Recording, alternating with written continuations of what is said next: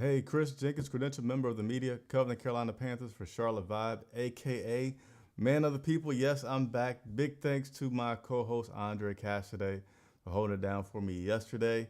I am your host today as I'm going to take you through this final injury report for the Carolina Panthers. I'm also going to encourage you and ask you for my Christmas present of making sure that you subscribe to this channel if you have not already done so. Hit the like button if you are already a subscriber. Helps other Carolina Panthers fans find our channel. And lastly but not least, yeah, we still have memberships available for those who want to join and be special members and get that certified badge thing by your name when you're chatting with us online. So hopefully you all will do that. Hopefully everybody has been having a great holiday. Next up, New Year's Day. And some of us will be in the Sunshine State for the new year as the Carolina Panthers will take on the Jacksonville Jaguars for their final away game of the season, their final trifecta trip to Florida, and hopefully they'll come back with the victory. Speaking of members, guess what? We already got a member that signed on. So, members get, ooh, this graphic is all messed up. Don't know how that happened. So let me try to fix this graphic really quick. It was way too big. Sorry about that, Knucklehead K and everybody else. Let's see, can we shrink it enough? I won't spend too much time on this. Man, I don't know what happened there. But we'll go for there. I didn't know. I stepped away for one day and look what happened. Not saying that anybody did it, but Knucklehead K members signing in saying what's going on. So let's get him some special sound effects and acknowledgments that we like to do when our members sign on. Members, hey, you guys are the backbone for the site. You support us. You're part of something big, something growing. So hopefully you're enjoying it and you're going to say, hey, I remember when it was just Chris and Andre and they were trying to get together this equipment and they were going all kinds of stuff. And look at these guys now. Look how much Charlotte Vibe is covering the Carolina Panthers and is a big part of the media coverage for the team. All right, let's go ahead and get into it. Let's look at this injury report for the final week. For the final report of the week as they get prepared to take on the Jacksonville Jaguars.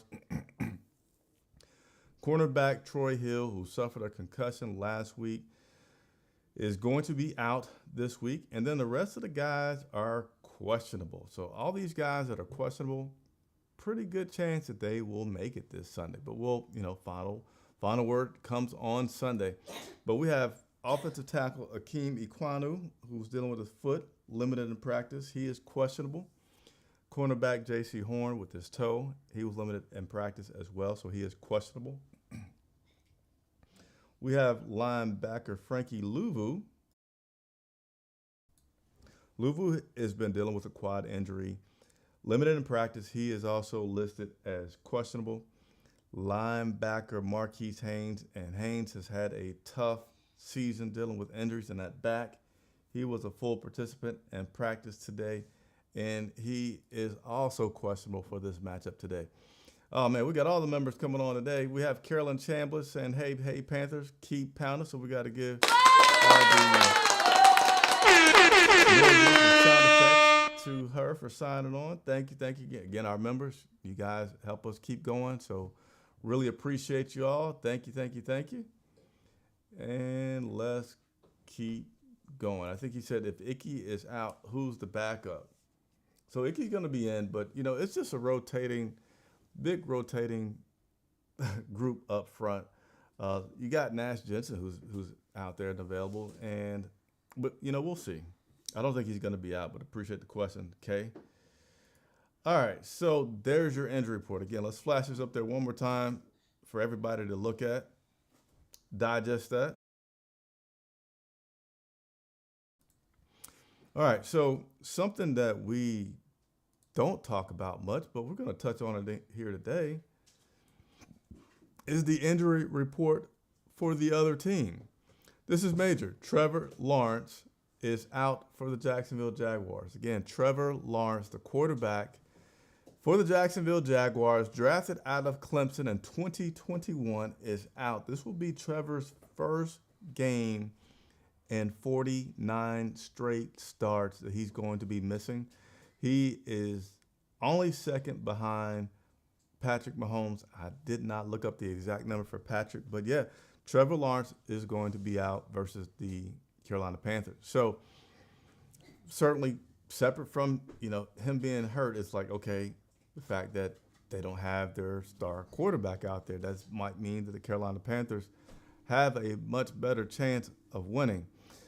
I'm playing daddy right now. As you all know, my family continues to expand, and I'm just making sure that my 2-year-old isn't doing too much stuff in the office behind me. So if you see me peeking, that's what I'm peeking at. So far, he's holding up well. But this guy is not like a quarterback that hasn't had much time. It's just like a trash, garbage quarterback. He has already come in for Trevor twice this season. And in doing so, he's had some pretty good numbers. Did not write them down, but I think he's been like upper 70% when he's come in, like 9 of 10 type plays, 8 of 11 type play when he comes in, no interceptions when he's come in. So he's a guy that, again, is not automatically turning into, they don't have Trevor. We got, struggling Joe Blow in the back. And speaking of saying Joe Blow, it makes you think of Joe Flacco, right? Hey, it's still doesn't happen all the time, but it's not like impossible for some backup to come in and do really, really good. This is a big game for the Jacksonville Jaguars. They've lost 4 in a row, and they need to get this win. If they win this Sunday versus, yes, the 2-12 Carolina Panthers, and yes, they did play their best offensive game last week, coupled with their worst defensive game of the year. This team has a lot to play for, and I guarantee you that prior to the day when the media finds out about Trevor not playing, that he knew that he'd probably have a pretty good shot at starting this week. And again, this for the Jacksonville Jaguars, this could be a little jump start, right? Trevor could be out and already gave I didn't say the backup quarterback's name, have I? All this time. C.J. Beathard? I need Andre on here because he can say these names. C.J. Beathard. I'm sure he's already got the blessings, already got the encouragement, and they could rally around this guy saying, hey, man, we need you. And he could just come out and play out of it. I'm just going to say I don't feel like, even though I wanted to get excited when I first heard about it, did a little bit more research, just because Trevor is going to be out doesn't make it a gimme for the Carolina Panthers. But that is the news that I want to bring to you all so that you would know. Few transactions that this Carolina Panthers team have made recently. Yesterday they added, I don't know how to say this name. It looks like LLMM. I don't know. It's a guard by the name of Manning. He was added to the roster. And it's not the famous Mannings that we're used to hearing about that are quarterbacks, but he's an offensive lineman that went to the University of Hawaii, was free agent. Was undrafted last year by the San Francisco 49ers. Stayed with them most of the season. It's been like a couple games with Arizona, then they released him.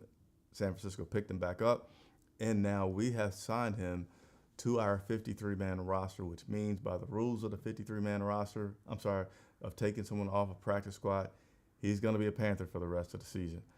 Obviously, they have something that they've seen this guy this late in the season to take a guy off the practice squad and sign him to your roster. I think that says, number one, that your team needs linemen, and number two, this guy you've been watching, I'm sure they've done some homework.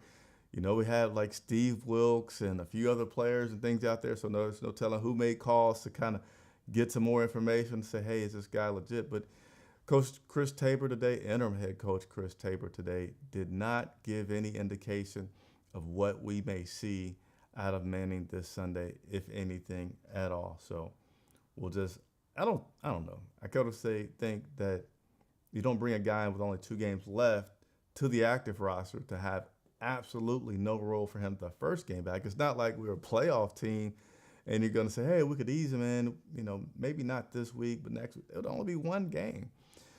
But we'll keep an eye out on it and continue to report to you all what happened in that case. But again, Manning signed to the active roster, a rookie offensive lineman from the 49ers practice squad. We also had a transaction that took place today. This one is not surprising at all. So the past few weeks, Nash Jensen will start the game. He'll come out and he'll put Gabe Jackson in there. Knucklehead K, I like you. Do what Knucklehead K says. Like the channel, subscribe. It's all free, and it supports a good cause. I know who doesn't like independent media where you all get to have an input on what we do, and we always take your input for what we do. Appreciate that, Knucklehead K. I'm gonna leave that up there for a second.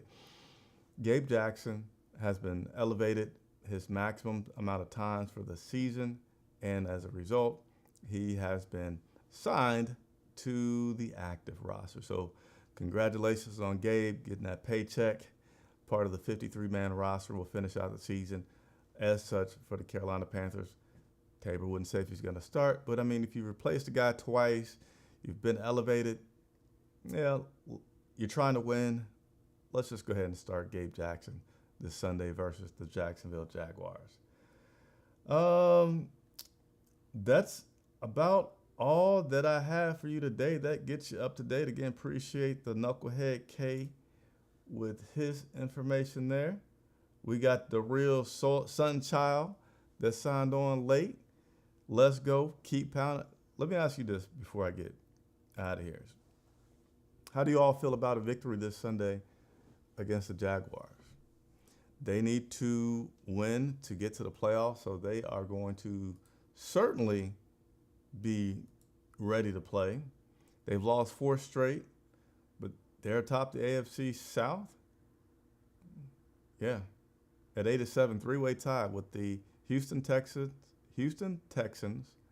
the Indianapolis Colts, and then you have the Jacksonville Jaguars, all at 8-7. Jaguars just need to win. They have lost 4 in a row. That whole AFC South is on a losing streak right now, but we'll see. So I'm just going to see if anyone has a quick comment on that. And what do we got? 2 games left. I know Andre yesterday spoke on Chuba Hubbard being in position, kind of, sort of, to have a 1,000-yard season. He is currently at 774, so he'd have to add, 226.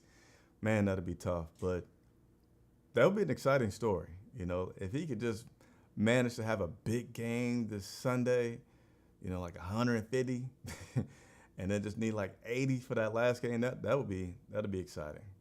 If he has an opportunity to go ahead and get on that 1,000 yards. Currently, his 774 is good for 21st in the NFL. Jim Ross says, we'll be at the game Sunday. Keep pounding, keep chopping wood. Yeah, chopping wood is a saying for Chris Tabor. This team has gotten 1 win under Chris Tabor, the same amount that we had under Frank Reich for the season. I think probably about 11 games into the season. Forgive me, I'm not exact on that. But I do like the energy of Chris Tabor a lot more. I mean, he's not like super high energy, and coaches can have all sorts of personalities. And it was just, I'm enjoying Chris Tabor. I don't know if you guys are, but I'm enjoying him. So, Jim, I'll see you there Sunday. I will be live in Jacksonville this Sunday, so go ahead and hit that bell notification so that you can be reminded when I go live on Sunday. Pre-game show will be on the field at Everbank Stadium in Jacksonville, and post-game show will also be on the field in Jacksonville at Everbank. So it's always fun when you get to be on the field pre-game and post-game. In Charlotte, we don't do pre-game on the field because we like to have guests that aren't credentialed to come onto the show, some really smart people out there. But we always do it on the road because we just don't know the lay of the land as well on the road and just want to be safe, right? So that'll be it for today's report. I'm Chris Jenkins of Charlotte Vibe. I'll see you on Sunday.